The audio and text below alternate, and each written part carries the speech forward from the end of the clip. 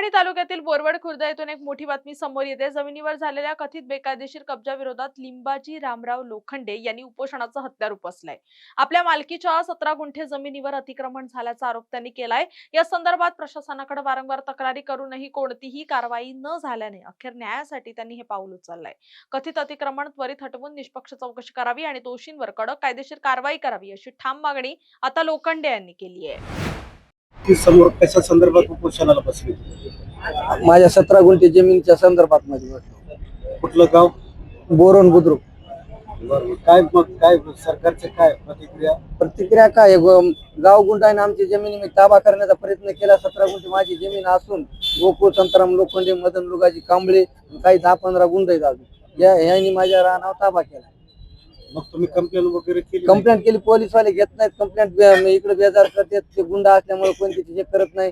खासदार साहेबाचं नाव सांगतात, खासदार साहेब म्हणतात बाबा की गरिबाची घरं उठू नका म्हणतात खासदार साहेब, आणि पुन्हा त्याला हे करतात, म्हणजे दोन्ही कोण बोलतात खासदार साहेब। ते खासदार साहेबाच्या सपोर्टनं त्यांनी ते काल फेरफेर करण्यात आलाय। म्हणजे खासदार साहेबाचा याच्यामध्ये हात आहे, खासदार साहेबाचा हात आहेत नाही। खाल गुंठे जमीन आहे? 17 गुंठे जमीन आहे बोरवड मध्ये।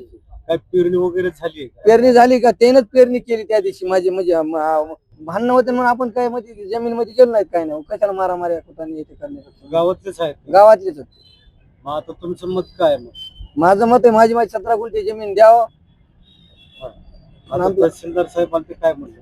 तहसीलदार साहेब म्हणले तुमचा कोर्ट मॅटर आहे, तिकडून कोर्टाकडून आणावं। कोर्ट मॅटर नव्हतंच ना। कोर्ट मॅटर काय होतं? कोर्ट मॅटर आता झालंय चालू, ते आधीपासूनच भांडण चालू आहे, वर्षापासून चालू आहे। तेव्हा जमीन नाही गेली। काय म्हणतात समोरली पार्टी? समोरनी पार्टी काय म्हणते, तुमचं रान नाही म्हणते, आमचंच रान आहे असं म्हणते। माझ्या नावाने आहे 17 गुंठे रजिस्ट्री, 7/12 फेरफार आज रोजी माझ्या नावाने, पेरा सुद्धा माझ्या नावाने। तरी पण तुमच्या शेतावर कब्जा केला जात आहे, म्हणजे गाव गुंडाईमुळे। तहसीलदाराकडून प्रशासनाकडून काय अपेक्षा आहे? त्यांचं म्हणणं किंवा कोर्टाकडून आणा। कोर्ट 10 वर्ष निकाल देणार नाही, मग हे कोर्टाने हे काय उपयोगाचं नाही। मारण्यात धमकी दिली काय? ते गाडीने मला कार्पिओ गाडीने उडू लागले त्या दिवशी। कोणी दिवशी?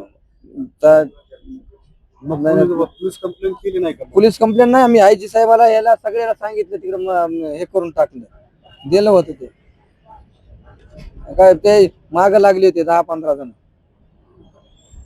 दिलेलं आहे। मात्र ह्यांची कोणी दखल घेण्यातच हे कोणी करणार नाहीत। सगळे पैलवान असल्यामुळे कोणी याच्याकडे जाईन झाले।